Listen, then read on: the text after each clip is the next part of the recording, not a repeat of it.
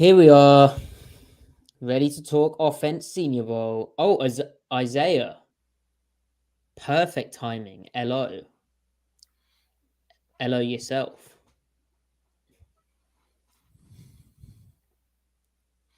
There we go. Right, so we are going to talk about the offense on the Senior Bowl, but first, Griff. Yes. I saw as we warm up and let people get involved, there's a tweet I saw of yours. Oh no. Yeah. Was Yeah. it a tweet where I demand you take it seriously, or a tweet where you're just supposed to know I was being facetious? Uh-oh. Oh. Yeah, this is a sincere question. Uh-huh. There's no question mark though. Some people are curious. Right. That's all. I did not know that was going to show up. Hey man, some people just have questions that they want answered. It's No, really true. that I simple. find it helps if you do a question mark. Yeah. Right. Well, we're millennials in the year 2023. We can parse conveyance via Sure. text. Matty, do you have any tattoos? No. Do you? No.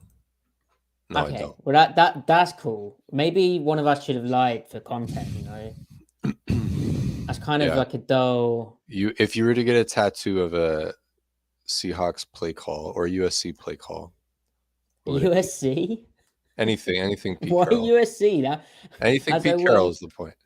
Oh right. Okay. Yeah. Like just get a 4-3 under 21 personnel fits.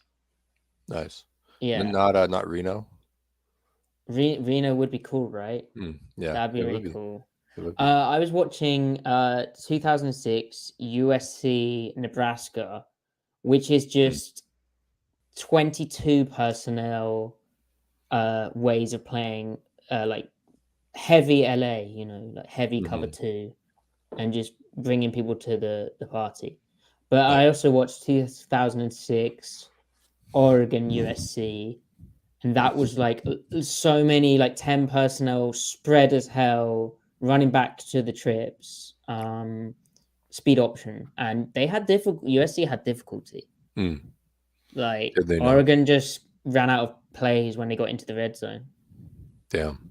Yeah, but then what happened was the film started getting really grainy like halfway through, and this is actual tape, this is VHS stuff, so Well, yeah, old school. yeah, I can't complain, but it made it quite difficult to see what was going on, and then I got a headache. Yeah. Imagine being the guy to explain to Pete Carroll at some point, probably in the mid zeros or like late zeros. Like, hey, Pete, those stacks of VHS tapes you have, we can put those on a digital file, right? Probably like, what the hell are you talking about? Like, imagine being the guy having to explain to Pete Carroll, like, how computers work and stuff. Yeah. And then imagine him coaching for 17 more years. Right. And I bet he's totally tech savvy. I have no doubts. Oh, 100%. Yeah. Yeah. I mean, at the time, he was advertising Pete Carroll Mobile, where you could get your Pete Carroll ringtone. I had no. Did he really? Yeah. He probably has an old tweet. He used to tweet more. Like, yeah, I have a feeling he may have used to run the account, and then you think he has a handler do that now? That makes sense. Yeah, a handler, his daughter, his daughter. Yeah, agent, manager. I wonder how big Pete's quote unquote team is. And then does he have like a VMAX? Does he need a team? I mean, if he needs someone to run, there's the mysterious guy who kind of looks like I'm not good at Star Trek. Is it Spock? Yeah. No, but is it though? Because that is a Star Trek character. Yeah. Yeah, but does the guy look like him? You know who I mean? No, I don't. His right-hand man. Wait, Jamie, the guy, like the bald guy? No, the bald guy. He's the get back coach on the sideline, right? Who's always like holding Pete back. Yeah, I think. Like angular face. Because yeah. That doesn't look like Leonard Nimoy at all, man. No, he looks like some Star Trek guy.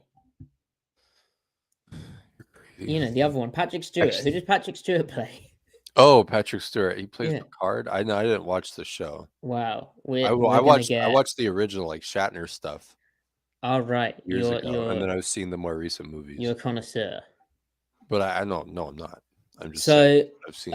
on the subject of football, given this is a football podcast and we haven't quite got into senior ball offense, but my left arm is in agony because we weren't hawk tackling right on defense. Oh, okay. I thought you were taking that another direction, Matthew.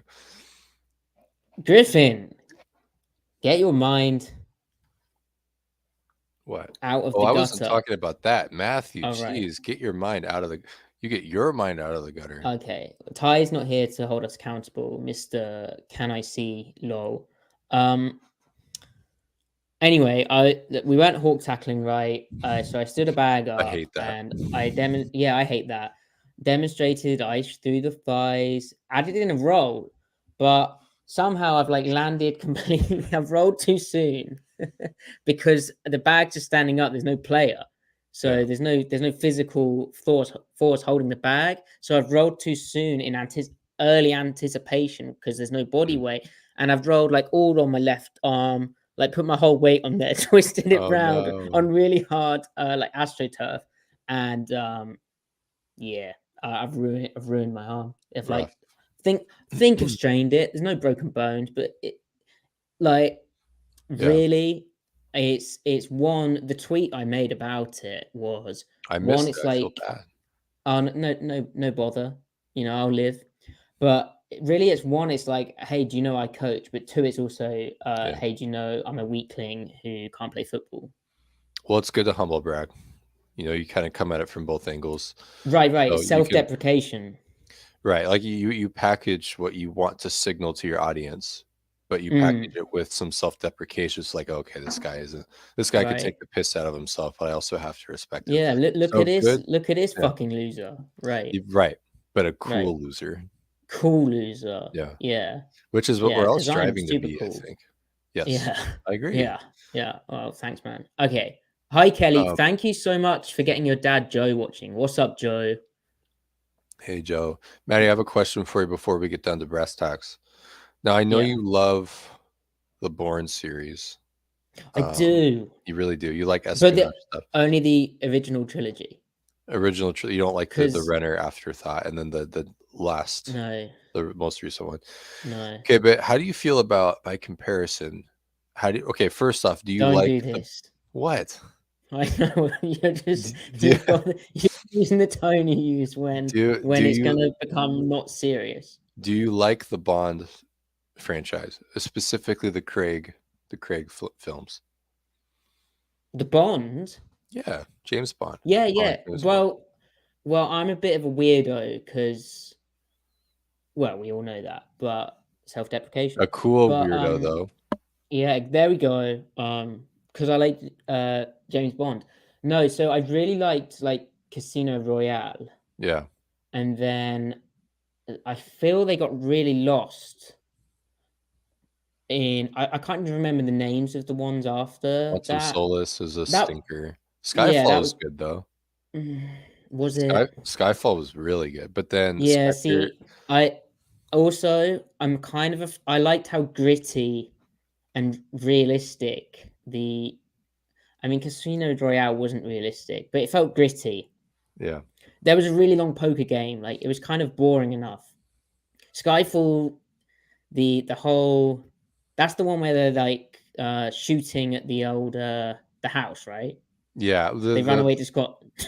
Which, that's... You got to do that sometimes.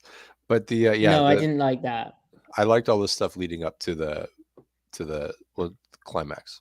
Now I'm thinking that Judi Dench is in Bourne, but she's not. No. It's just a similar scene of her telling James about Vesper in like snow, which is similar to Bourne walking through snow. But both films using snow and pathetic fallacy in there. Prophetic fallacy? No, I think it's pathetic. Oh, pathetic. Mm. Pathetic fallacy. What does that mean? The attribution of human feelings and responses to inanimate things or animals, especially in art and literature. Maybe I've used that wrong then. I've thought it could be to do with like weather. Oh, pathetic.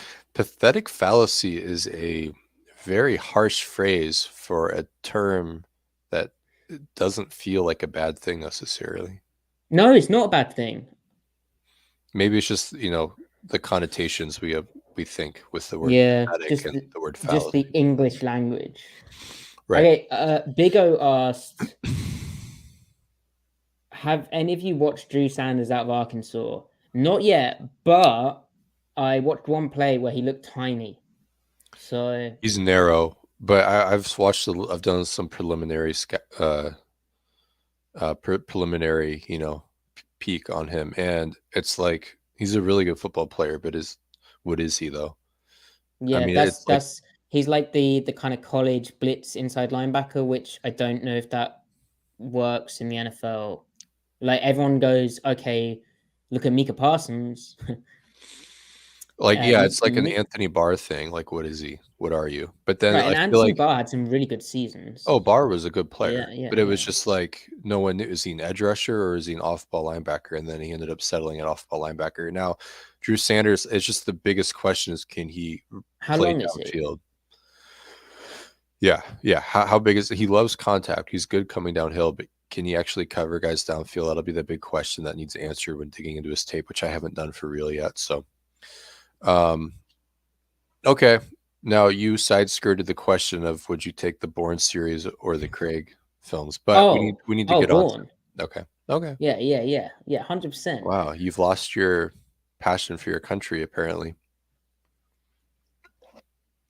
No, because Brian Cox is in Bourne and he's the best character and he is British.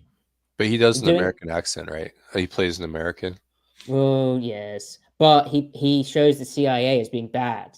Right. You know, it's funny though, like Very the Bond important. series, they have to sidestep like not being pro Western Empire, pro colonialism, pro imperialism, while still making you think being a spy is cool, which they'd succeed because they're like, oh, we're actually the good guys and everyone else in our government are bad.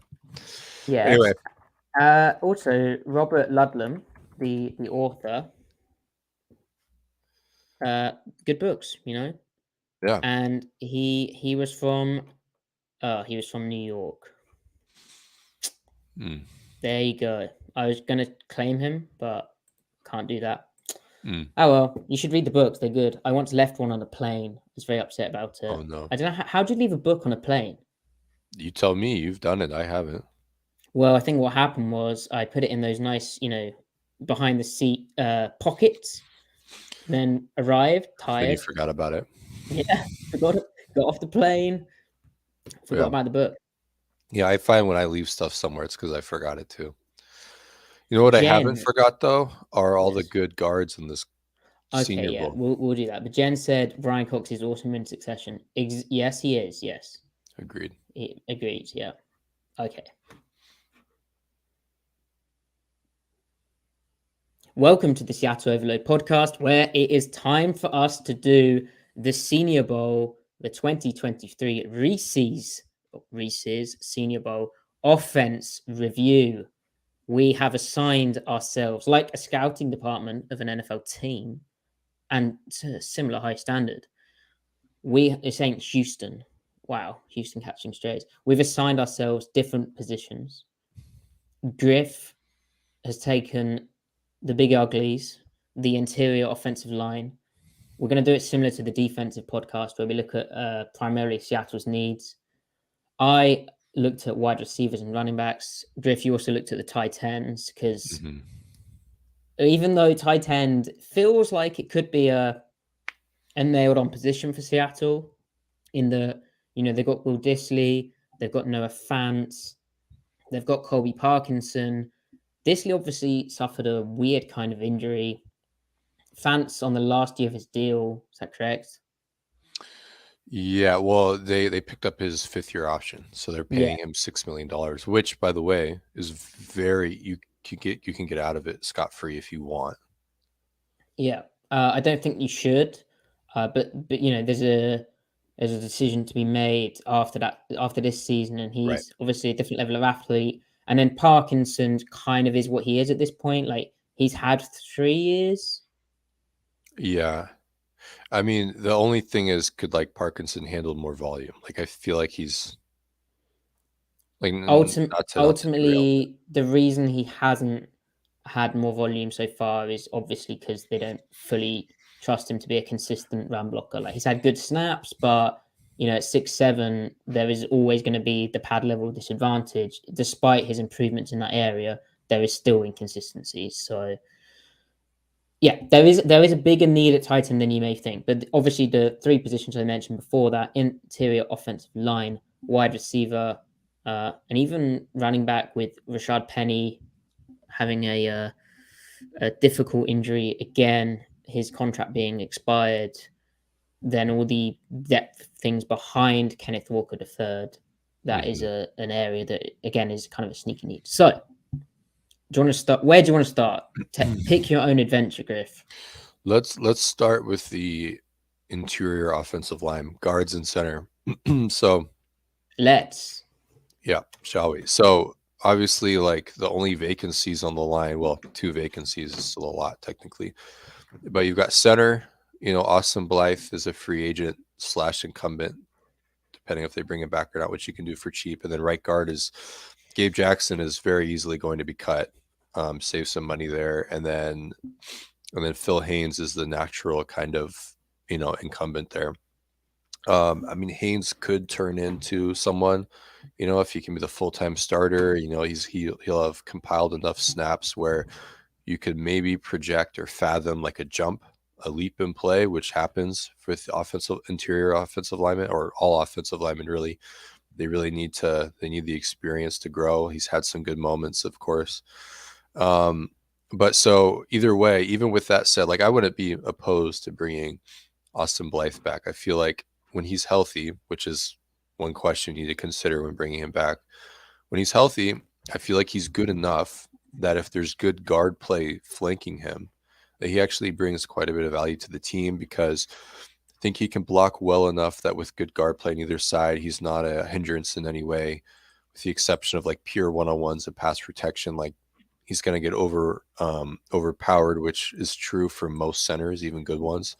But then like he brings a lot of value like in communication and handling things that don't require talent, right? Like passing off stunts and all that stuff and all that. So he brings a lot of value. But go ahead. Yeah. No, you can't underemphasize, you know, the importance of that statement that most centers struggle when they're in the pure one-on-one situation. Like it gets amplified because when you're in like in a short yardage run and the center gets a one-on-one spot and gets blown back, then and the run goes for tackle for loss, everyone's like, wow, that center stinks. And Blythe had that happen like 1 or 2 times this season. Yeah. But really, most centers in the league are like that, and it's honestly a play calling thing rather and a good scheme thing from the defense than it is on the center. Like even the best center in the league, Jason Kelsey, there are very few times that I see him in a pure one-on-one. He's chipping and climbing, and that is kind of like that in terms of what he does. Like, and he's incredibly athletic and mobile. He would be like the peak kind of center for Seattle system, but even him. Even Kelsey would struggle in a pure one-on-one. So I think that's overblown with Blythe. Obviously, you can upgrade that area. He is turning 31 in June, so maybe they, you know, after not paying Ethan Posick, maybe they do try and dip to a similar kind of ad in free agency, similar price point. I think the fact that he knows the system, he clearly had an understanding chemistry with Geno Smith as well. It would likely see him return. And it's the case of in this draft, Griff, at the Senior Bowl, is maybe a center who's an upgrade on him. Does that preclude you? Remember, Blythe was with the Chiefs when they drafted Creed Humphrey. Sure. Does that preclude you from drafting another center? I don't think so. Yeah, I don't think so either. It shouldn't. And like at the very least, he'd be a fantastic backup for all the reasons you listed and we already detailed. But like my view is center and right guard, just make a significant upgrade at one of the two spots. You don't need to sell out to do both. If you like a guy in the 4th or 5th round, sure, whatever, and see if he can go and compete.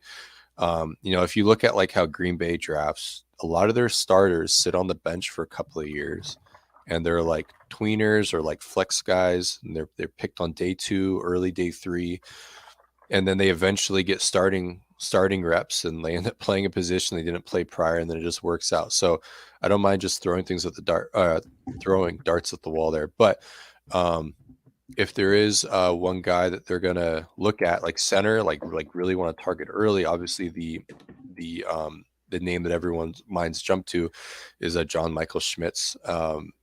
He, as we just talked about, like with the center position, they're not particularly like physical presences. He's a guy that is like he could play guard and you wouldn't bat an eye. Like he's like 6'4", 310, 15 pounds. He's a really balanced athlete. He always plays at the base. He never leans. He doesn't get too high. His feet never stop moving, stuff like that. He's good in protection and he can run block. He can really move bodies. I don't know if he's like dominant run blocking, but he's just, high quality. And like in protection, like, these guys at the Senior Bowl had very little experience with one another. So like communication is obviously a huge hindrance, right? So like when they were handling stunts and games and stuff in the interior from like in the live practice reps, like 11 on 11 or the actual game itself, I thought Schmitz did a really good job of like staying leveled with his guard, with whatever guy he was passing off with, and just staying like really well distributed. So he was impressive. He's a guy, he's a dude for sure. He's the type of center prospect that you can probably draft in the 2nd round, because most guys, you don't draft a center in the 1st round. You just don't do that. And like if you look at most centers around the league, a lot of them are taken anywhere past the 2nd round, and they end up being good football players. A lot of them are guard converts, So he's a guy that's a legit center, and day 1 starter caliber. Might struggle early on, but like if he's there, at whatever their 1st or 2nd round pick is, like take him, sure, why not? So he's a legit dude. Go ahead. Yeah. So just real quick on Michael Schmitz,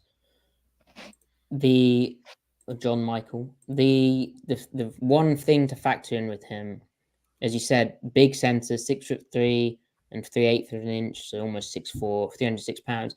The one thing with him, and it, if they really like the player, it won't matter as much, but you have to factor it in, is 32 3/4 inch length long arms, which is below the 33-inch mark that most teams, including Seattle, and based on Seattle's drafting, would like from their interior offensive linemen. For comparison's sake, Creed Humphrey, who was 6'4" and 302 pounds, he only had 32.5-inch long arms. So again, below that 33-inch mark. And you compare that, say, to like a Travis Frederick, who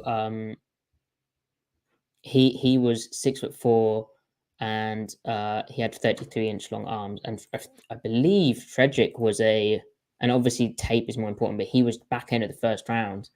And I think that, the arm length is a big deal to teams. I think, it's cool to see bigger centers in the process, and obviously size would offer you a different kind of upside if it does pan out. And I think often at the Senior Bowl you get guards who move to center, but it's pretty obvious that John Michael Schmitz has spent a lot of time as a center. Like he is a center. Right. Like that is apparent. But yeah, the arm only length it matters to a point. I think more with Seattle than it may some teams. I don't know.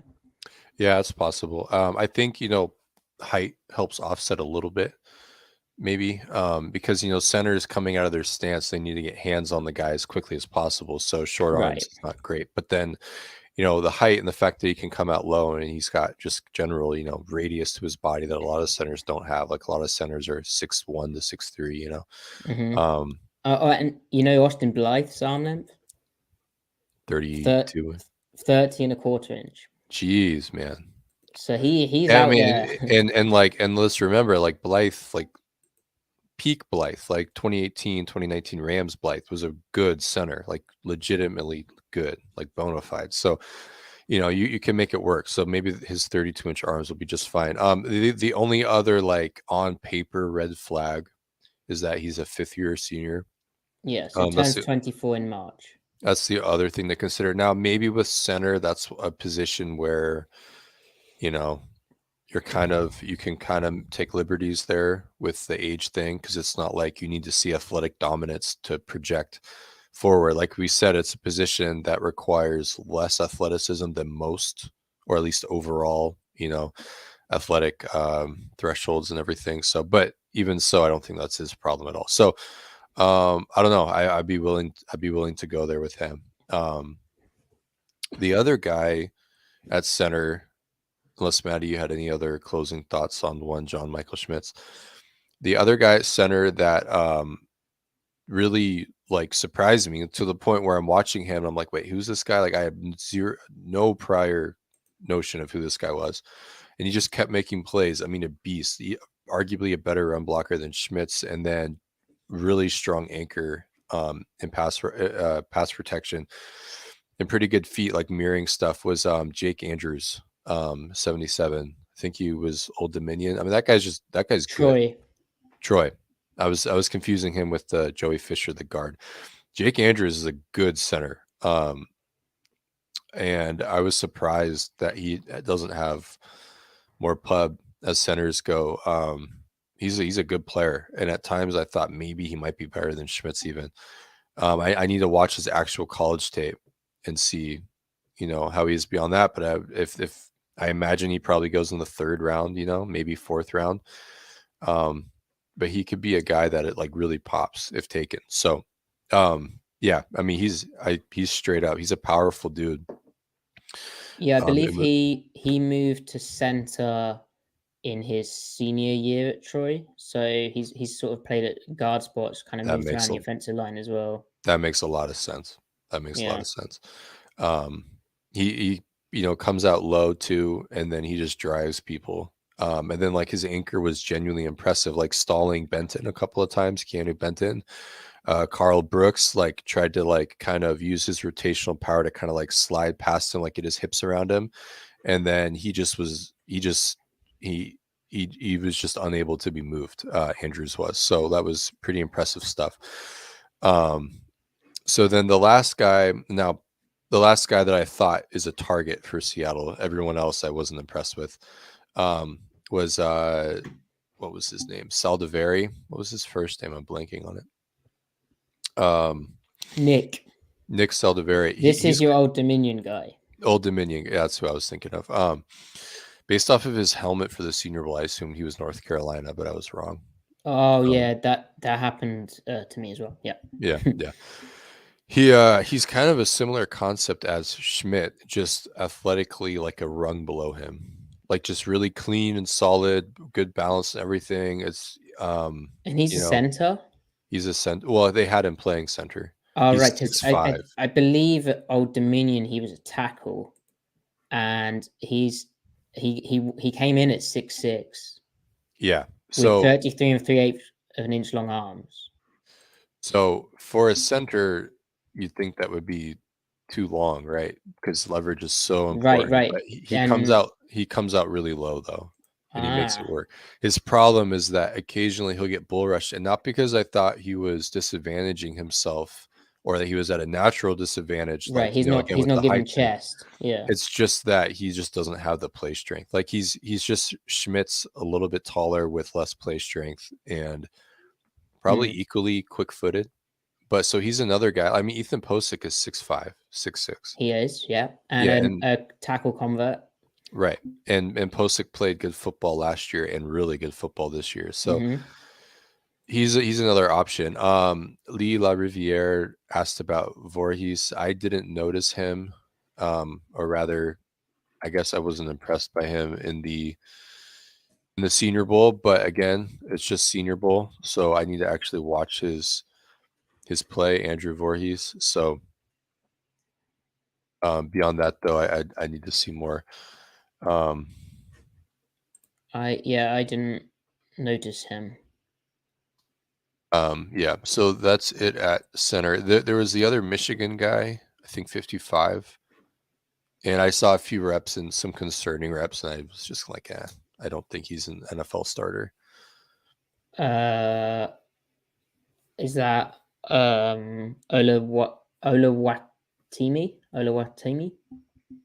I think so. Oluwatimi, I think. Yeah. Anyway. Yeah. So you weren't impressed? I was not. There were only 3 centers that I thought were players. Everyone else, I was like, yeah. Well, that's not too bad. Either too many. No. So actual option, and that's just the Senior Bowl. You know, there are other draft eligible seniors, right? Like the only guy of this group that was considered, a top 60 player of centers was Schmitz. Everyone else, right. Everyone else is considered day 3, and there are other day 2 centers this draft. Yeah. So. What helps Schmitz as well, and this will be talked about ad nauseum, but he has a wrestling background. He's a wrestler. Makes sense. So, it makes sense though, because he does not lose. He can reestablish hands and reestablish leverage and everything. Like he's really smart with it. So he's resetting the hands, maintaining his base, not getting out leveraged vertically. Yeah. All right. So that was all I had on centers. Should we move to guard? Well, that was good. That was really good. If I was in charge of a team and I wanted someone to snap the football, I'd be consulting Mr. Spin Move. Yeah, I don't know about that. This is where I need to channel my own humble bragging, right? Right. Be a cool loser myself. Self-deprecation. Yeah. Okay, so guards. There are also some. So there's one guy that is really good, and then the rest are like day 2 options. Some guys underimpressed, and some guys were better than I thought they would be. But so right off the bat, like Schmitz, Osiris Torrance is a dude. He's legit. He looks like a first-round pick. Yeah, man, he's a right guard. Like a nailed on. Could be the first interior offensive lineman taken, right? Yeah, surely. Right, and people hate when guards go in the first round, but he might, because you really have to live up to it, because there are a handful of All-Pro guards right now, handful of All-Pro center or Pro Bowl guards that were taken, anywhere between the 2nd and 5th round. But Osiris Torrance, if a prospect can project that way, I mean, he projects that way. I mean, he was blocking everybody. No one got the better of him. Maybe once he got bull rushed, and I think he just wasn't quite ready for it. He was clearly the best guard there, and I think he was a better guard than Schmitz as a center too. So he's a legit guy. Yeah. And also measurement wise, I mean, he looks huge on tape, but he's basically 6'5". He's 337 pounds. He has 33 7/8 of an inch long arms. Like, he is huge. And he's got good feet. He plays low. He never plays without a base. He doesn't lose his base. He puts that to great use. Displacement and what? So here's a question: does he fit like a mid zone, wide zone, getting out and wide on the bucket step kind of scheme, like what Seattle does with their core runs? Or is he too big? Is he more of a gap kind of guy? That's the problem, because the scheme he came from is very little under center. It's all just kind of BS. But I feel like he's such. I mean, if honestly, what might project more toward trying to determine of whether or not he could fit in the run scheme is that he's fairly nimble in pass protection, because there's so many pass sets, so much pass setting. Right.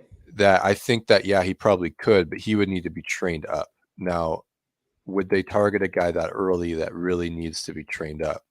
I don't know, because he's worth like, the bottom third of the first round type of player. But would they be willing Yeah. to take that plunge with the I guy mean, that they need to coach up, I could see a team taking him like 15, Right. Yeah. Yeah, I Yeah. mean, yeah, he could. He could. So on that note, I don't know, but he moves really well in pass protection. So I don't know. Now this contrasts with all of his strengths and the type of guy that he is, contrasts with Steve Avila, who is like a similar concept, this big, huge dude, incredibly strong, mauler or can maul. And then, in a pass heavy scheme, protected his quarterback. But I feel like Avila, he plays too high. He over relies on his strength. He doesn't sink very much. Despite that, he's still fairly quick footed. But against like inside moves and in and out stuff, he's too jittery toward it. He'd often like he'd give up the corner a lot because he's being too aggressive. And then his footwork's just kind of all over the place, despite being naturally quick footed for his size. I just feel like he's too raw. He still has wild plays, like why he's being billed as a fringe first rounder, early second rounder. But honestly, I'd rather just steer clear of him. I could be wrong. He could totally He surprise anyway, but and another ding on him, the guy out of Texas Christian, is that he has arms shorter than 33 inches. So and he tries to grab fabric too much. So with short arms, you can't be doing that. Your feet need to make up for it, and his feet right now don't do that. okay, Now he contrasts though with Curtis McClendon, who's kind of similar. He's just not anywhere near as powerful as Avila. So I didn't like McClendon either for the same reasons. Just he's huge. he's huge, but he leans too much, leaves his base. He's very strong, but over relies on it and loses late in the rep a lot. So, That makes sense though. If he's a tackle convert, yeah, he's yeah, still learning how to get, lower. Obviously, when you're playing tackle, you're dealing with guys who are not coming as quick. They're not arriving as quick. As it all happens quicker on the interior, and they also tend to be slightly lower in pad level. You're not going to get a 2-point stance on the interior. You're also right, going to get some shorter kind of body types who rush you from a 3-point and bulkier body types as well. So that's probably like a transition thing for him. But for sure. when you're talking about stuff like that and you're coming from the University of Tennessee Chattanooga, then suddenly that becomes, and you've put together a kind of rough Senior Bowl tape that sounds like a day 3 pick. For sure. Yeah. For sure. Now, the other guy that's kind of a projection, but I was really intrigued by the possibility. Alabama's left tackle, Tyler Steen, when he played guard, especially right guard, not just because you'd think the left tackle would be better suited at left guard than right guard, but I thought it looked better at right guard for whatever reason. He's really athletic, really good feet. I think he has pretty good play strength. So that's like the main question, right? When a tackle moves to guard. I think he has incredibly high upside as a pass protecting guard. And then coupled with, being really well, like quick footed and stuff and athletic, he could definitely fit the run scheme.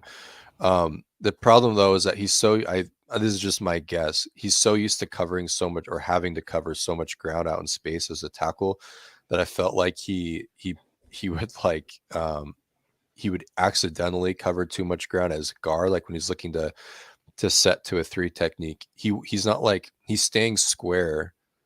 Like he doesn't turn toward him. Like his inside foot doesn't turn too much toward the sideline, but like he'll set too far, like to him. And he's like realized like, oh, I don't need to kick this much. Like he's just He's worried about speed, maybe. But like Where he's so where good did he play? So this was him at right guard. I feel like And he's just sorry, not. school. Oh, Alabama. Oh right, yeah, that's yeah. I feel like, and like foot speed is not his problem. Might be his strength. I feel like he just needs to get used to he needs to build up the muscle memory to playing guard. But and then in the run game, he really got after it. So he had some pretty good blocks. So I feel like he's a guy that with more coaching, more training, he could be a legit tackle guard conversion.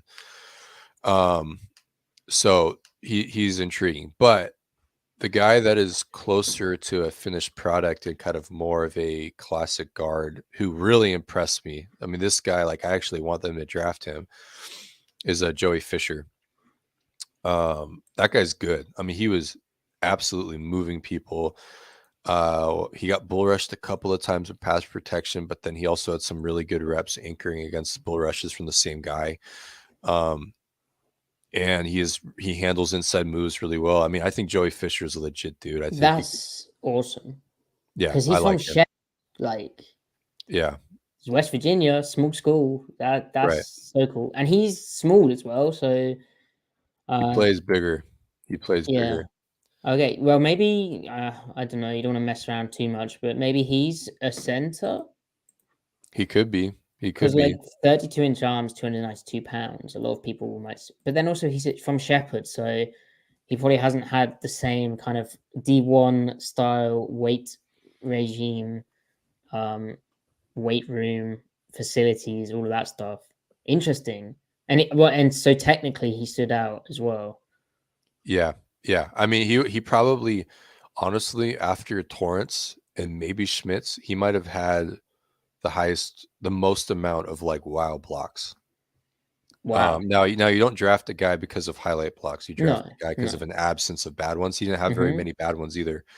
But I mean, he was blocking guys that other guys at bigger schools couldn't block. So, I was pretty impressed by him. That's And so, super like, cool. so it's contrast him with Jarrett Patterson, who's fairly well talked about.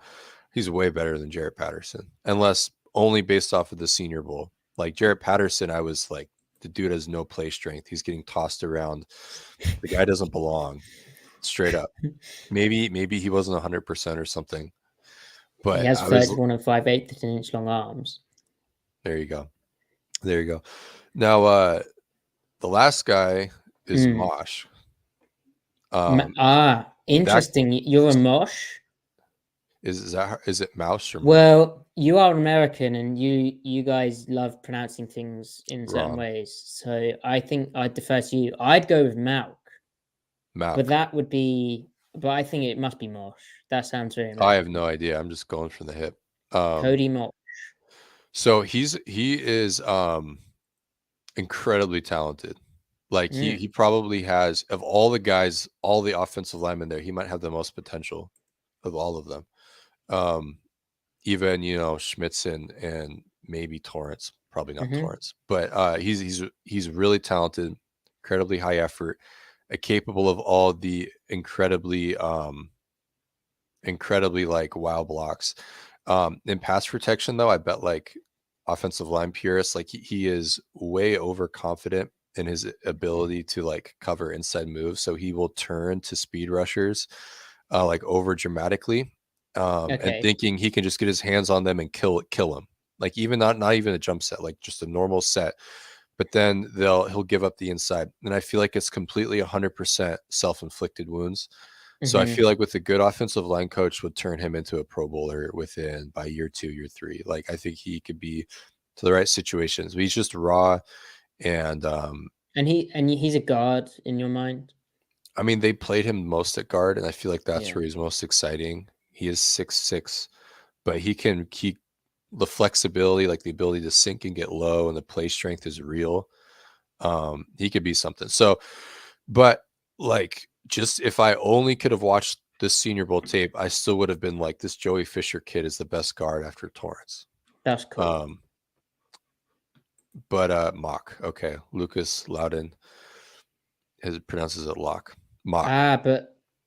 Okay, Mock. Well, that doesn't make any sense. Mock. American. Okay, so yeah, so that's what I got. And Mock also. Again, I'm being that boring person, but he has 32 and 1/8 of an inch long arms, which is under 33 inches. So again, if it sounds like he could be like a second round pick, right? Yeah, I feel like he could definitely ascend because of the measurables will be eye popping. So then it's like, does Seattle take that there? I don't know if you wonder though if he's too tall for their Yeah, specifications. yeah. They might like him at tackle though, but they're set at tackle. Because basically the draft is, the longer it goes on, the more you're willing to let Right, certain issues you have, especially measurables, go out the right, window because you like the right, player. But right. early it becomes a kind of a bigger deal. Yeah. Now, anyone else beyond that, I didn't really notice them. That could be on me though, because maybe they were good and I just glossed over it, or I, didn't pay them enough heed. But also the Senior Bowl isn't the best representation of players anyway. It can be, but it also It's can trick tough on you. offensive line because they're sort of working out how to go together. The defense is just flying off the ball trying to make plays, Right, and they're like working out how to all run the same wide right, zone path. right. And They the also first might, day you can kind of throw out as well. right. They also might be taking to coaching points that they never have been coached before or asked to do something a certain way. So they're trying it out to appease that coach to see like, hey, what do you look like if we were to do this with you? And to someone with that context like me, that maybe that was Patterson's problem for all I know. Maybe Patterson has way more and maybe he'll show that, Yeah. for example. But anyway, so I guess my favorites beyond Schmitz and Torrance, my favorites would be that Andrews and Fisher probably. So, but I like the idea of Steen and Mock as well.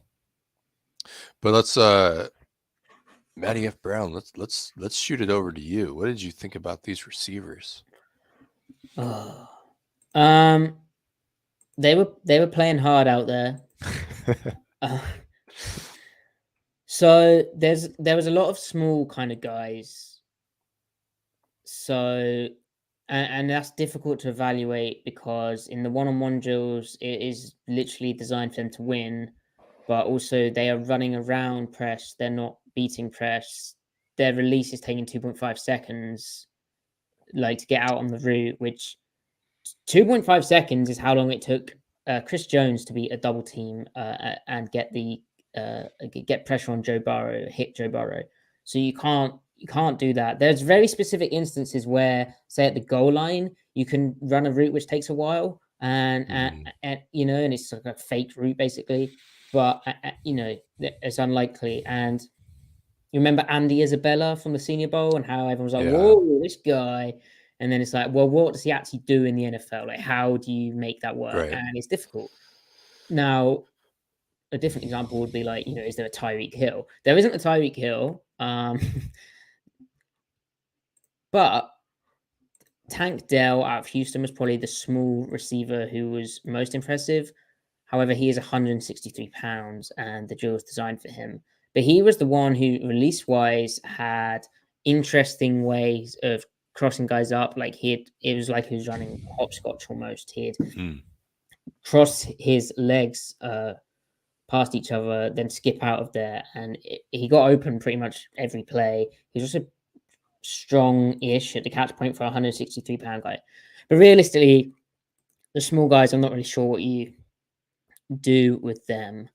Now, my favorite guy to actually get positive, my favorite two guys were on the national team. So first, Jaden Reed out of Michigan State, who was 5'10" and 6'8" of an inch, and would kind of be an in-between of Lockett and he'd kind of be like, he could do a Lockett role, but he could play a bit in the slot as well. It'd be interesting to see how he holds up on the outside. I believe he did that a bit at Michigan State, but he is super body control. He accelerates into cuts. He was getting out on. He wasn't taking the piss. Like he was actually running proper routes to a degree, and the way that he finds like an extra gear, he's smooth through it, and he can just get an extra bit of burst out on routes in the stem is pretty impressive. Along with the fact that releasing off the line, he kind of kept himself clean for the most part from jams and stuff like that against press. So he's an interesting guy. He also had the best hands, I think, like deep ball tracking, which honestly a lot of these guys disappointed me with. Deep ball tracking, he was there. He had 2 very narrow incompletions, where like it was like 1 foot in bounds. But again, another thing which hurt these guys was the quarterbacks didn't have their best days. They're also probably not the best quarterbacks, and they're working out the chemistry of the receivers as well. But like, it wasn't really his fault that he didn't get his feet in bounds. Like he tried his best to. The ball's just overthrown slightly, or comes out slightly late, or the timing's not right. But he's like open on a lot of these plays, and it's one of those where he could definitely fill in as like a Lockett kind of in between. Now the thing with him is he is going to be 24, I believe. Let me just double check that.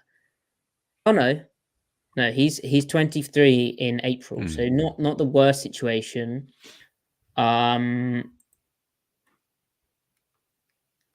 Yeah, he's super impressive with how he did this week. But then I liked how he played against, for instance, Mekhi Blackman, who is very patient at the line of scrimmage. I would have liked to have seen him go up against one of these bigger corners in a way that which were all on the American team. All I can say about that is he only had 1 catch in the game for 25 yards. And like, I don't know, I need to watch his tape, because remember like D. Eskridge, and he had some interesting ideas at the line of scrimmage at the Senior Bowl. Right. But I think Reed has more of a vertical potential and ability to separate late at the vertically, and not get bullied at the the back end of the route.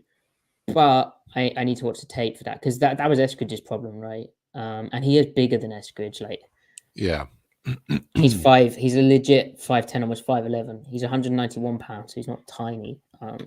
Yeah, that's to at least eclipse 190. Honestly, matters for that kind of play style. What do you think about him as a horizontal separator at the second level? You think there's anything there? Anything that pops, rather? Potentially even. Yikes. No, he was very good at that in the one-on-ones, but you'd like it to crisp up a bit. I need to watch him at Michigan State. But it's a very boring answer, but I need to watch him at Michigan State, because realistically you can't accelerate into another cut, and then burst across the field, like, unless you're running an option route. I think there's something there, like on a choice route, where it's like 3 steps outside, right, and then break back across the face of the defender with a bit of foot wiggle at the top of the route. I think he could do stuff like that. I don't know. He's probably like 4.4 speed.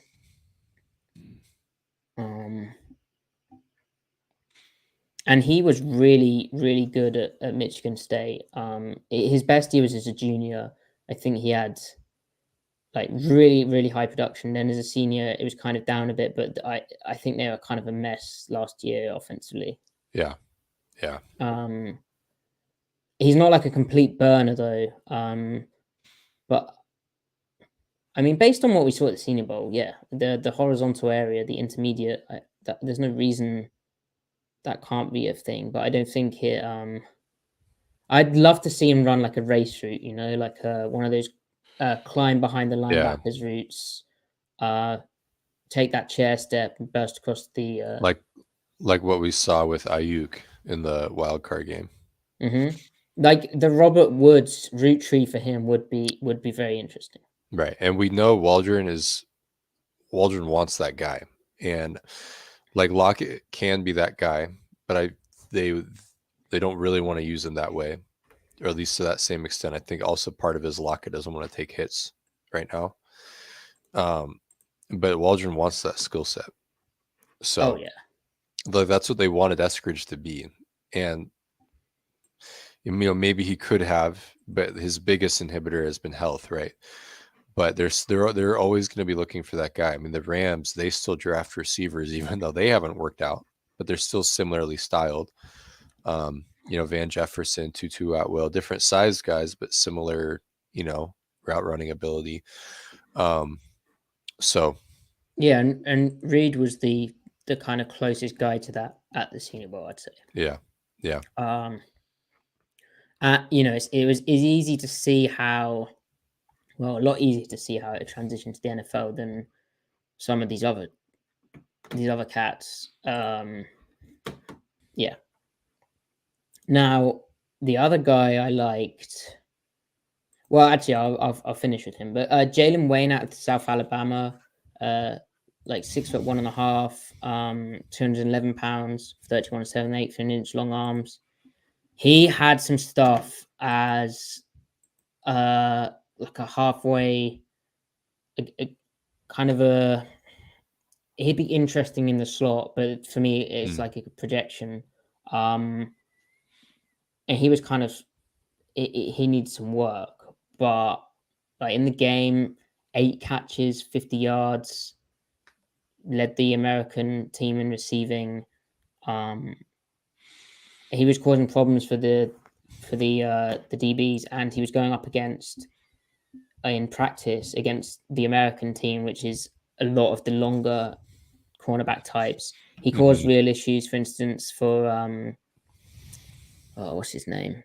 The Miami guy, Tyreek Stevenson, who's supposedly a top 50 cornerback.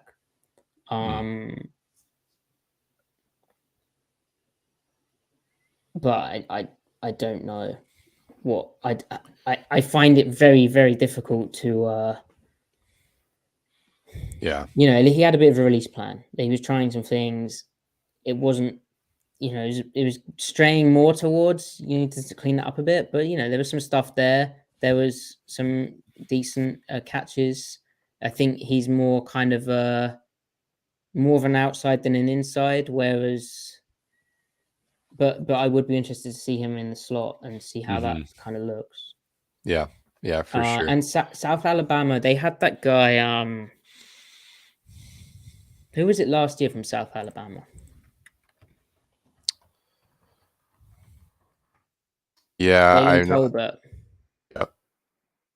Yeah, and that's an interesting offense as well, because obviously it's so wide open, or at least it was when I watched Tolbert, that makes it a kind of difficult projection, difficult to acclimatize. Tolbert's kind of a similar height and weight and that sort of stuff, but yeah. So, and the root tree as well at South Alabama, interesting as a mid-round to late kind of idea. For sure.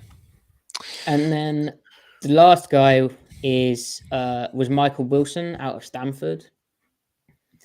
So I don't think Seattle will take Michael Wilson because he's basically 6'2", 216 pounds, 31 inches arm length, and he looks more like a pure outside type. Like as much as it would be cool to see him in the slot, but he by far had the most refined release plans. They were sharp, they're crisp. He wasn't taking liberties with it. He was getting out and he was repeatedly moving defensive backs. He had multiple ideas at the line of scrimmage which worked. And he was also, as the route progressed, he used his upper body in a way that a lot of the receivers didn't, where he was working the wipers, which if you're going to release tighter, which you should be doing, then you can't just expose your chest. You have to keep the arms off you. And a lot of guys were just trying to run around, that sort of stuff. But he was actually working his upper body. He looked powerful and strong. And then at the top of routes, he would lean into guys and use his upper body to then separate out, which was impressive. He stacked people well. He found like an extra gear, although he's probably like a 4 or 5 speed guy. But it showed up this is what a polished receiver looks like. Not, kind of the contrast was interesting between him and some of the the other dudes. But like he's like a solid football player. I don't know. I don't know what the ceiling is with that kind of guy. But a really cool story because in his junior season, he had caught 19 passes for 261 yards and 1 touchdown in his first 4 games, and then he suffered a foot injury. Then he missed the beginning of his senior year due to the same foot injury that he suffered the previous season. So bad injury. In the final 4 games of that year, he had 19 catches for 185 yards. And then he returned to Stanford for a 5th season after COVID, using the extra year of that. But in his last year, caught 26 passes, 418 yards, 4 touchdowns in 6 games, and suffered a season-ending injury. So he's been banged up, and like hats off to the Senior Bowl for actually finding this kind of player, because he might have been slept on. But when he's on the field, he was super productive, and he really could he really caused problems. And you know what, his catching, he had 1 bad drop down at the goal line, which was just like a focus thing. But other than that, his hands are very reliable as well. So, but from a Seattle perspective, I mean, I don't know. I don't know if you need that. Right. He won't run that fast. Right. Just a good football player, though. So yeah. That was cool. All right. So I don't know. So it sounds like Reed. Yeah. Jaden Reed. Yeah. Yep. Jaden Reed. I need to watch a Michigan State tape. And he should be there round 3, round 4, maybe. I don't know. It's a weird receiver class in general, because I mean, all the draft experts are saying that there isn't like a big. It's not that good a receiving class, but that's the time where there might be some value in the mid round. You know, wouldn't. I don't know. It's early, but I need to watch Reed. I feel like maybe he's a 2nd round pick. Yeah, agreed. It feels like where there's going to be 2 or 3 guys that become high quality number 2 receiver types that are going to get picked on day 2 somewhere, maybe early, 4th round, probably not 4th round, but like 2nd or 3rd round. One of these guys might even outperform one of the guys taken in the 1st round, like that kind of draft. Some years it feels like when it's a bad draft, guys get overdrafted because teams are afraid of the cliff that would come. Like, oh, we have to get the guy, so they overdraft them, or they become so afraid of the position they just wait, and guys drop even further than you'd think. So, like reverse psychology. I don't know. Yeah. Tight end, though, I feel like relative to receiver, the tight end group is pretty strong. There was a good mix of the flex tight ends, like really just the glorified oversized slot receiver types, with some redeeming qualities among those guys as far as blocking goes, for some of them. And then like a classic, wide tight end group as well, like inline blocker, kind of do it all. I think the guy of the group, like the dude, Luke Musgrave, who a lot of guys have as the 2nd tight end overall in the draft after Mayer. Some guys have him neck and neck with Kincaid, who's way different player. But Musgrave, I mean, he can block. He can be a legit wide tight end. But he has really good ball skills. He's actually really athletic. Like Kincaid can take the roof off of the defense if you're not careful. Musgrave can't do that. He's not going to burn a hole through the middle of your defense with speed, but like he might run like, sub 4.6. He might be like a high 4.5 guy at 255, 260 pounds at 6'6" with really good receiving skills. I mean, he's not an acrobat, but he can contort to the ball. He can make a lot of the catches you need to be able to make. And he can make diving catches and stuff, really good hands. And I think he runs good enough routes. I mean, he kind of, best case scenario, he might be something like Mark Andrews, in all honesty, in terms of style. Like all of his length and stuff. And because he's an inline dude, you can run the full palette of your scheme. You can flex him out if you want, use him as that slot receiver in effect, or you can, pinch him in and run, your all your run schemes and the play actions off of that. But that you can also, have him, when you're in gun, you want to run the ball and throw the ball out of the gun, he can get off the line really well. He can release pretty well. He fights through reroutes really well, and he can get into those second level windows. So he was definitely the best guy, the best tight end at the Senior Bowl.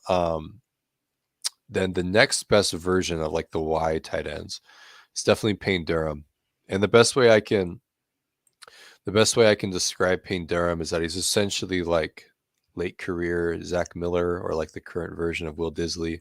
Just classic, good blocker, inline blocker, really good at the catch point for a tight end. But he's not gonna be a game changer with his feet. Like, he doesn't have a lot of traits in his lower body, but he could probably, if you need to throw to him a lot, if whatever scheme he goes to requires it, he can get you 500, 600 yards, take care of the football, and he can be a good blocker. You can run the full palette of your run scheme with him. So I feel like he's just a classic, solid Y tight end that you picked in the 3rd, 4th, 5th round, maybe. Which, I mean, if this is health being a question mark, and blocking tight ends are undervalued in a way, and they, it's not the worst idea, is it? Yeah. I mean, the tight end situation for the Seahawks right now, it's Noah Fant is $6 million contract, or $6 million cap hit for this year, but then there's no long-term security there. He could walk out the door.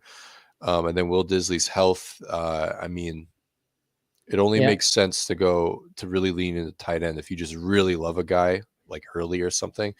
But otherwise, I mean, it might just be the year where they kind of make like a prudent depth move that ends up being your number 1 tight end this time next year, depending on how things go after this year. So I don't know. They have options open there. But so that's Payne Durham. Now, basically the worst version of Durham is Davis Allen, the Clemson guy. Well-sized, smooth mover, I feel. He's got ball skills too, but he's just not particularly sudden. He can get kind of bullied a little bit in his routes. He's not super strong at the catch point, even though he's got like ball skills. He's just more inconsistent. I feel like he's just kind of a blocker. He does his job. He's a body, but he doesn't really move guys. He picks off linebackers when he needs to. He doesn't lose horribly against defensive ends, but beyond that, I mean, I feel like he's not a guy you need to get up for at all, like a late day 3 guy. Now the most interesting guy I feel, and that it's hard to put your finger on him, but it's Cameron Latu, the Alabama guy. He's a schemed as an inline Y tight end, but he's undersized though. But so as a blocker, he can be overwhelmed at times, but he's incredibly high effort. He can still make really high quality blocks. But as a receiver though, he's not that polished. He came in at 248. Yeah, he's undersized, but he can play inside. Like, he can get in there. Yeah. Now again, not to say he won't get overpowered at times, but I feel like there's a lot of potential for him as a flex guy. He's incredibly agile, incredibly smooth at the top of his routes. I mean, he squares off in breakers and outbreakers really sharp. And then he's got really good ball skills. He can make some pretty acrobatic catches. I feel like he also might run a 4.55, a 4.6, at 250, right? So he's really intriguing. I feel like he's a guy that is raw, that could just use development. He might be something. Beyond that, there's Josh Weil.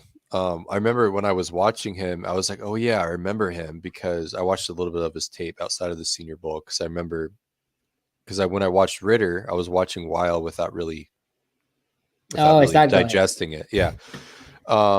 He moves well for his size. His change of direction, like his ability to stop and start again, and kind of adapt his angle in the open field, is actually pretty impressive. Like, for Yak's sake, not that he's a tackle breaker, but he's got change of direction and speed. He doesn't have great play strength when contacted in a route, but like, his speed is such that, like, just challenging zone windows where you don't really have a guy one-on-one on you, he has good ball skills in the air, and he can dominate those, not dominate, but win in those zone windows. 6.5. Right. I mean, he's essentially one of those tight ends that is just a glorified slot receiver that you can do some things with. I feel like Seattle's covered there though, between Parkinson and Fant. Yeah. So like, I'm only interested in a tight end if they're like, it's a whatever pick, third, fourth round, and they're looking to get ahead of Will Disley's exit, provided that he exits, or they're just in love with Mayer or Kincaid or Musgrave, and they think this guy can not just be like shore up our tight end position, but like let the offense ascend to new heights, like straight up. Like, I don't care who's on the roster right now. Michael Mayer is better than any of them, and I feel like he, for example, could drastically improve the offense, and not that the offense is hurting for receiving talent, right? But like he could really he could unlock something. Mayer could, for example, the best version of Musgrave could unlock something. I need to watch more Kincaid, but you could make the same comment if they really like him. So beyond that, I feel like they're looking at early day 3 guys, you know? So to me, that's Payne Durham.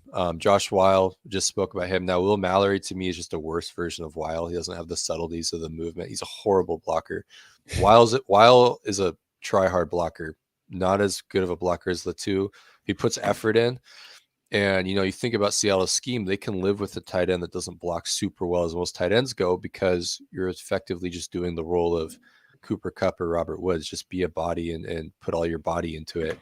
Be a high effort guy, with the way they can align their guys formationally. They can be off the line or detached from the line of scrimmage, and you're just picking off linebackers and safeties, right?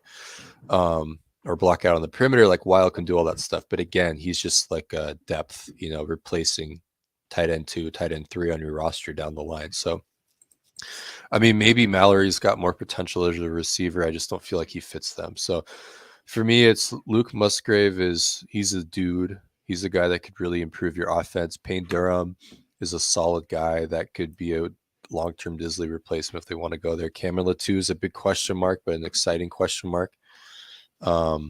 Beyond that, I mean, Braden Willis, and they don't really, I mean, yeah, the scheme could use him, but it's not someone they need to look at any earlier than round 6, in all honesty. So, yeah, that's all I got at tight end. There you go. Well, that sounds like one of the stronger positions in the draft, but yeah, the tight ends are good this year. Yeah, interesting.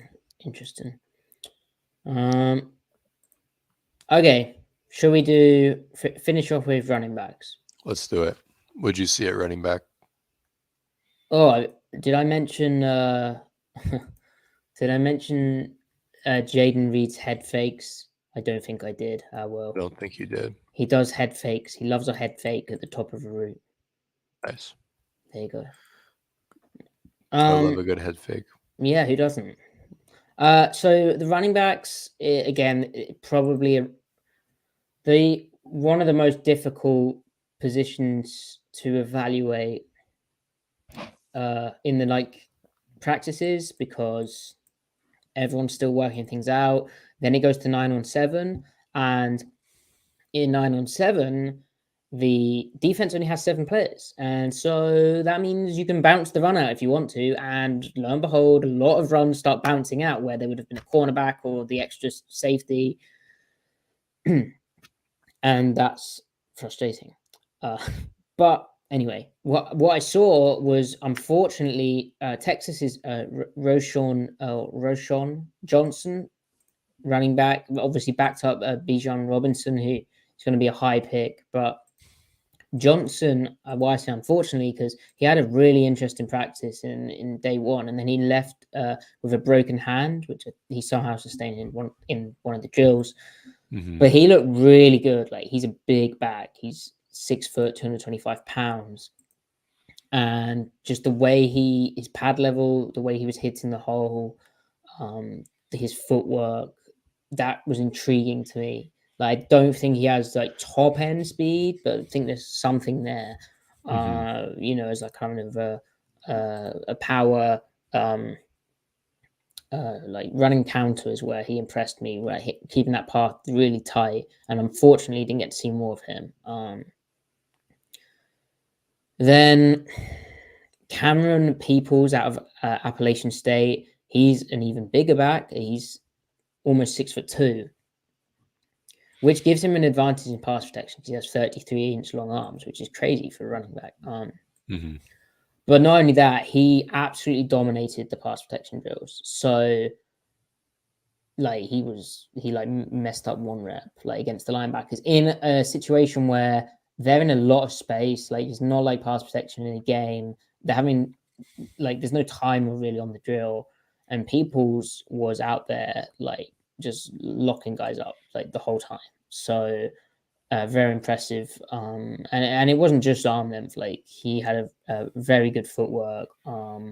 He looked very very good. So I don't know, if Seattle was to be like, Travis Holm is getting banged up a bit.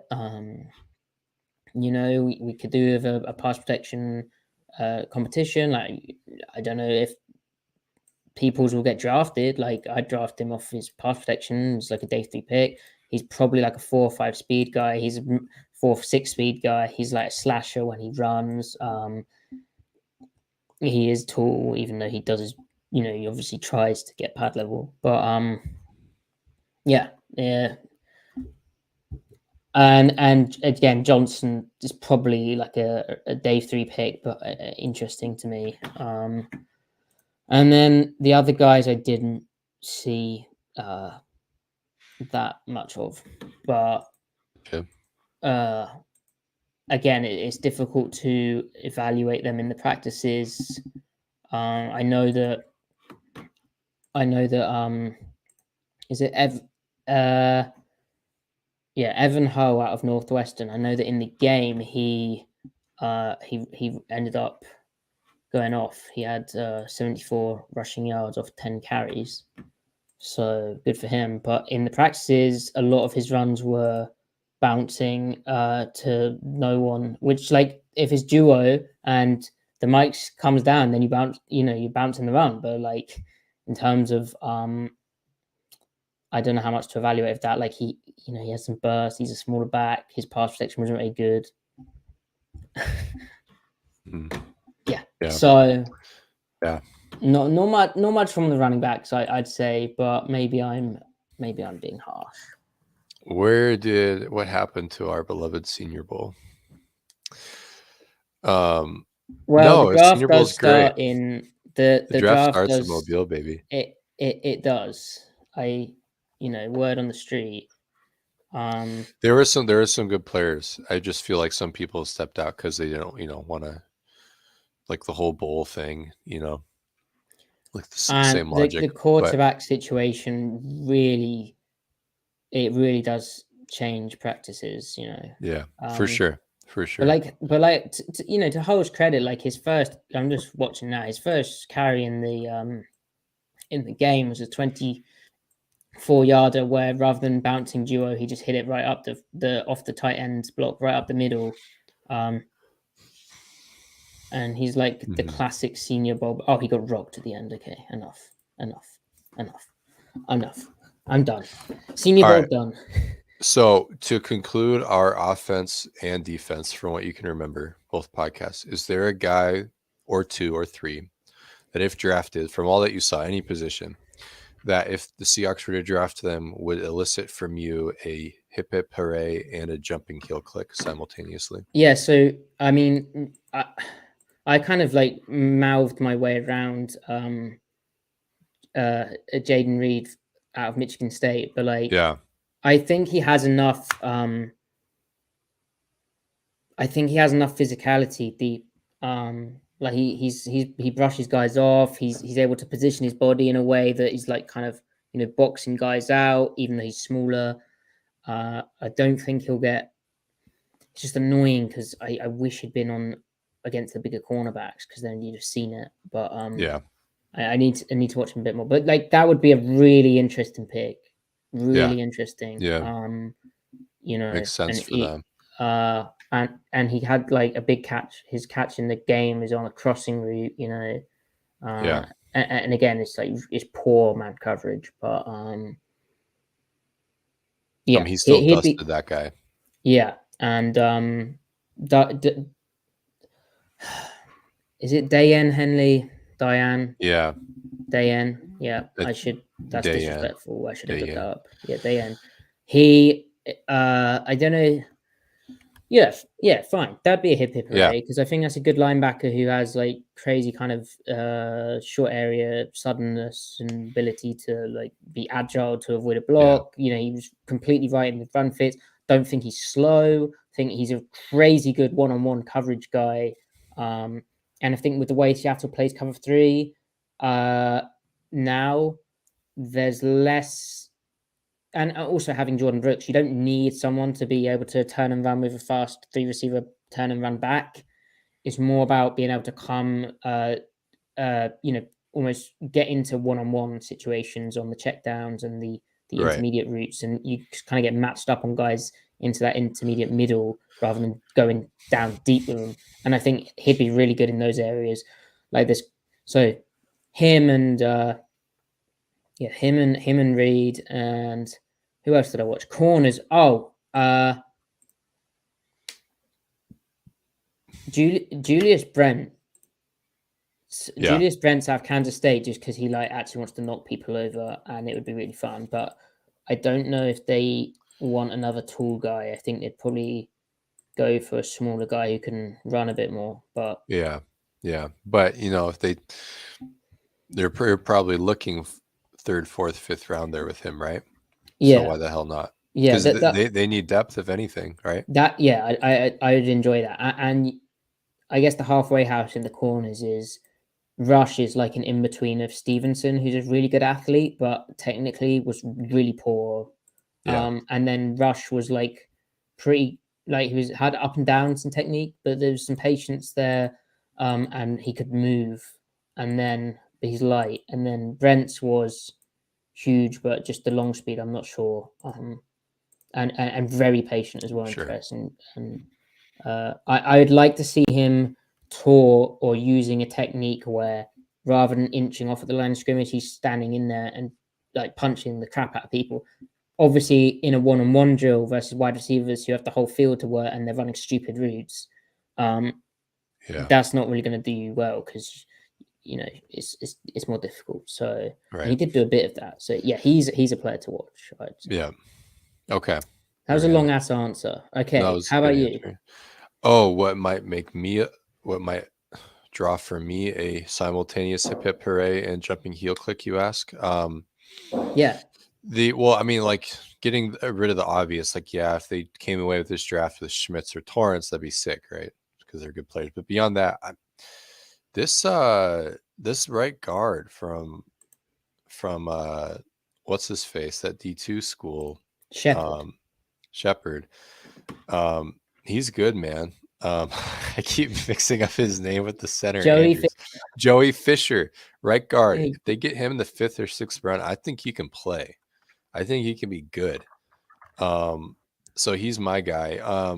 If they take Andrews or not Andrews, if they take sure, I like him at center a lot too.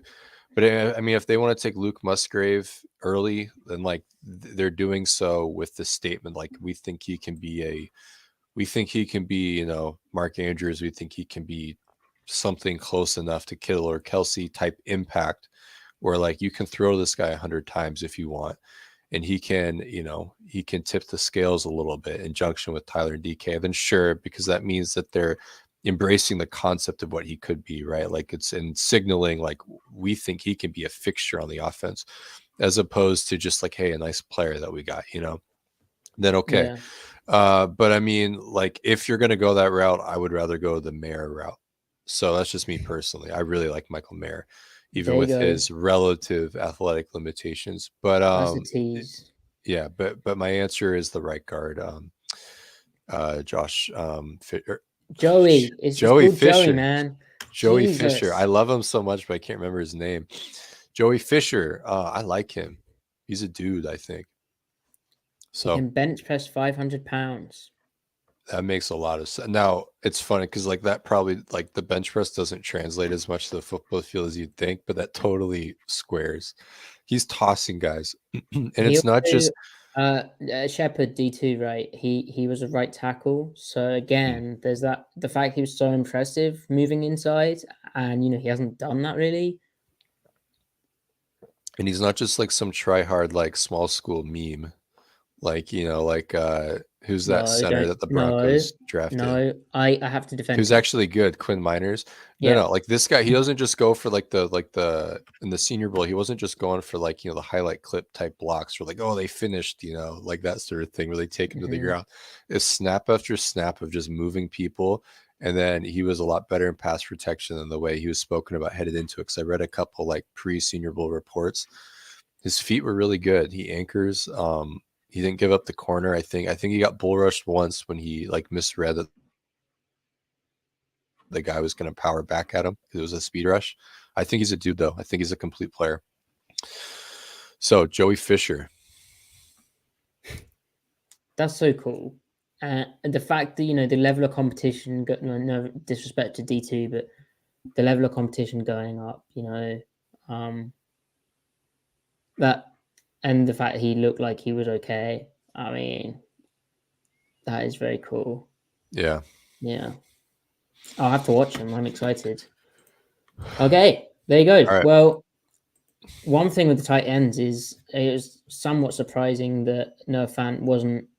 I mean, they tried to get him involved in the passing game, I guess, early on, but in ways that are like, you know, more catered towards that player than they are like stock tight end targets. Mm-hmm.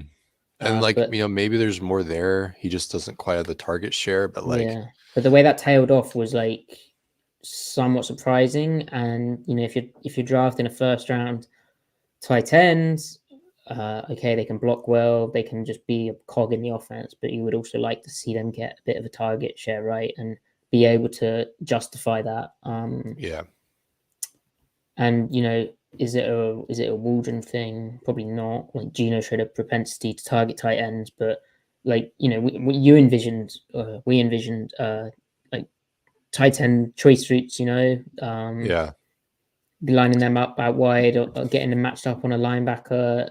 Or I mean, even a nickel to like box out a nickel. You know? I mean, for all we know, maybe Waldron does want a big time tight end because after all, I mean, this was more like following from what they had available to them, but they had over 1,000 yards receiving across their 3 tight ends.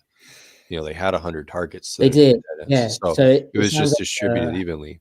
Would he like to have it where it can be all concentrated in one guy if that guy's good enough? Like maybe Waldron says, sure, why the hell not? You know, maybe he goes that we don't need it. I'd rather have that slot receiver getting that extra production to complement DK and Tyler, you know. But there is. Go ahead. No, I was just saying I didn't even talk about how wide receivers actually like kind of we kind of did, didn't we? Talked about how that's a need. Yeah. I mean, ultimately, there's enough room for DK and Tyler to get 100 targets and their third target getting 80 plus. Like, absolutely. Right. On this, and not like a need per se, but could use it. Absolutely. Would it make them tangibly better? Absolutely. So, I mean, if it's, you know, whoever it is, receiver, tight end, whether it's round 1, round 2, round 3, there might be available options, a guy that could actually do that. They also might be, not to get too ahead of ourselves with other episodes that are coming up, but you know, they might trade a 3rd or 4th round pick for Brandon Cooks. So that's probably all it's going to take. They might wait to see if Robert Woods gets cap cut, and they might sign Robert Woods. That's totally. Yeah, I mean, maybe they'll actually sign one of these receivers that you talk about. Maybe. Yeah. It's not complete wish casting because he has history with both these guys. Waldron does. Odell Beckham still not with the team. Yeah. Now he might refuse to play on a turf field though. Half of his games on turf. He probably wants half of his games on grass. Oh, is that a thing? Yeah, he said. I think he straight up said, "I hate playing on turf fields," so he's not going to sign with a team where half of his games at minimum are on turf. Oh, he's going to go to natural grass. So, so you need to resurface Lumen Field as part of your recruiting pitch to accommodate a 32-year-old third receiver who's going to get you 80 efficient targets. I still think he'll be good wherever he goes. He's just not a number 1 or a number 2 anymore. No, probably end up on the Jets. That would be so fun. Yeah. Okay. That's to come. We still have our offense review of the season. Check out the defense one if you haven't already. We have a lot of draft content to get into. We've Griff's already started talking about names that weren't at the Senior Bowl, but I hope everyone enjoyed this. If you did, like, comment, subscribe, 5-star reviews, follow Griff on Twitter at CMikeSpinMove. Follow me at Matty F. Brown. If you're listening, download the show. 5-star review is super helpful. Follow the podcast at Seattle Overload. Follow our producer Ty at Dane Gunzelers. And yeah, we'll keep it going. We'll be hopefully back to a more normal schedule for us of Wednesday, Thursday. The days we used to do. It's 2:35 a.m. Have a good evening. Have a good night. Have a good weekend. And we Have appreciate a good life. Yeah, a good life. Enjoy the draft. Enjoy the Super Bowl.